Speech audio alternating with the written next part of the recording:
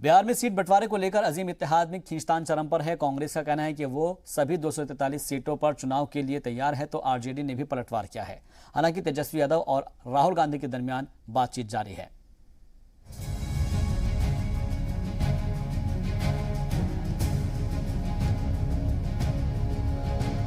Seat sharing पर तातुल, दोनों ही इत्तेहाद के लिए गले की फांस बना हुआ है। अजीम इत्तेहाद तो टूटने की कगार पर पहुंच गया है। जीतन मांझी पहले ही साथ छोड़ चुके हैं। कांग्रेस और आरएलएसपी भी सीटों को लेकर प्रेशर पॉलिटिक्स कर रहे हैं।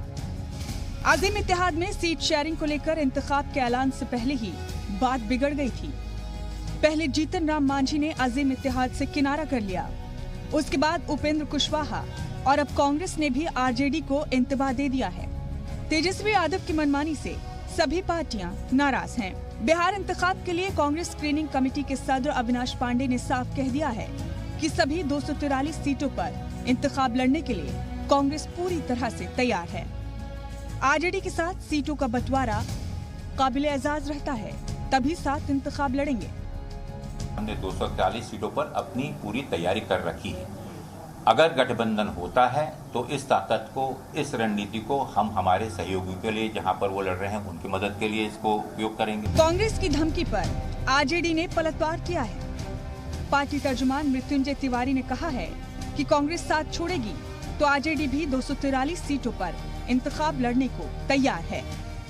कांग्रेस पार्टी हमारा पुराना सहयोगी है और हम लोग राष्ट्रीय जनता दल भी 243 सीटों पर तैयारी कर। अजीम इत्तेहाद में चल रही खींचतान पर बीजेपी ने चुटकी ली है। पार्टी के लीडर आर.के. सिन्हा ने कहा कि छोटी पार्टियां अजीम इत्तेहाद में घुटन महसूस कर रही थी।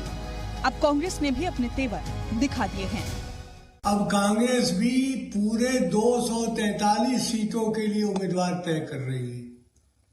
कांग्रेस ने कहा है कि राजद अपना नेता चुने, उसका अधिकार है, हम अपना नेता स्वयं चुनेंगे।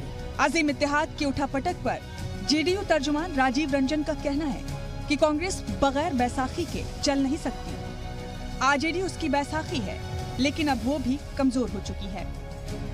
ये स्थिति वही है कि जब जागे तभी सवेरा।